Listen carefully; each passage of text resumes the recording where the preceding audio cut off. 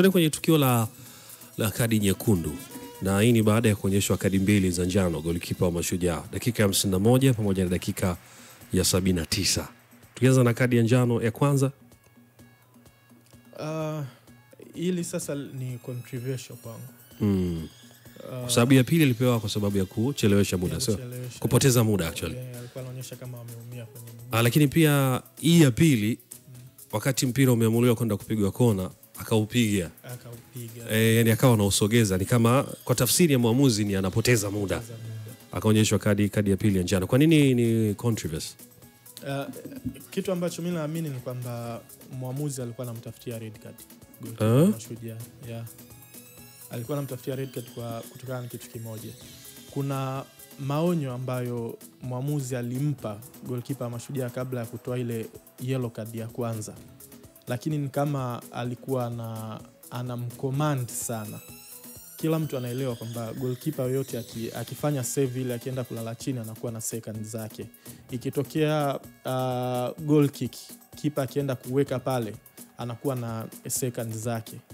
Lakini yule referee wa mechi ya Simba na Mashujaa ni kama alikuwa anamcommand sana goalkeeper wa Mashujaa kwamba yani hata hampi zile seconds hampi zile sekunde ambazo ni haki yake yule goalkeeper wa Mashujaa.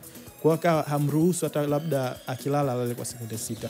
Ama ikitokea goal kick hamwachi hata kwa sekunde 2. Kwa hiyo kuna maonyo ambayo alikuwa anampa ni kama alikuwa anamkalia kooni.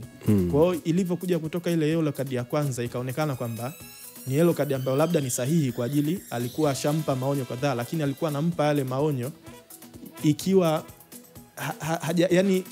zile second ambazo ni haki ya goalkeeper alikuwa hampi. Kwa hiyo alikuwa ni kama anamkalia kooni. Kwa hiyo kwangu mimi niliona kama kuna taswira fulani ya muamuzi kumtengenezea mazingira goalkeeper Mashujaa kupewa yellow card.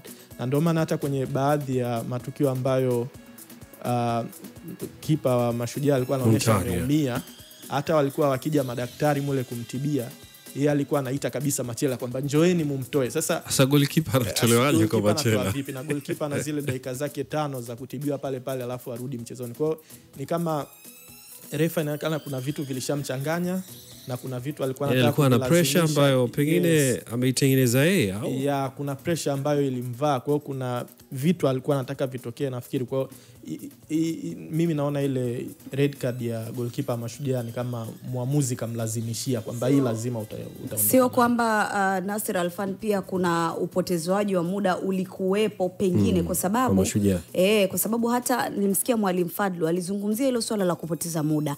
Na JKT wao na Mashujaa wao wenyewe walikiri kwamba wamepoteza, ni haki yao kupoteza mchezo ule pengine. Ukoona kwamba kuna hiyo hali ya kupoteza muda? Kupoteza muda kulikuwepo. Na hata ndio maana hata mlivyosema dakika 6 kuongezwa, na mimi sikupinga, ni accept hiyo. Lakini kwa goalkeeper anakuwa na seconds zake. Hata akifanya save akaenda kulala, huwezi kumlazimisha kumwamsha pale. Nafikiri ana sekunde zake takriban 5 mpaka 6. Anakuwa na sekunde zake 6.